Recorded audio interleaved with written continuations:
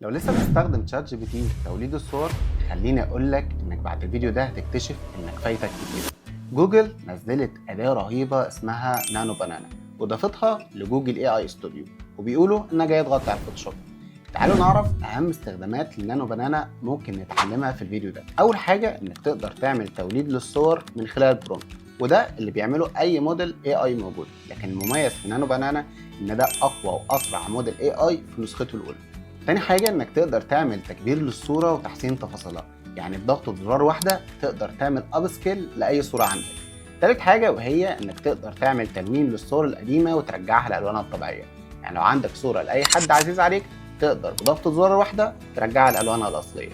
رابع حاجة وهي انك تقدر تعمل دمج للصورة في أي تصميم عندك، يعني لو عندك صورة قديمة تقدر دلوقتي تحطها جوه مجلة أو أي حاجة تانية عندك. خامس حاجة وهو انك تقدر تعمل دمج لصورتين في مشهد واحد، تقدر بضغطة زرار وشوية كلمات بسيطة تحطهم في صورة واحدة. لو عايز تعرف ازاي تستخدم نانو بانانا بدون اي كريدت وبشكل مجاني، اكتب لنا بايونير في التعليقات واستنى الفيديو الجاي عشان تعرف اكتر.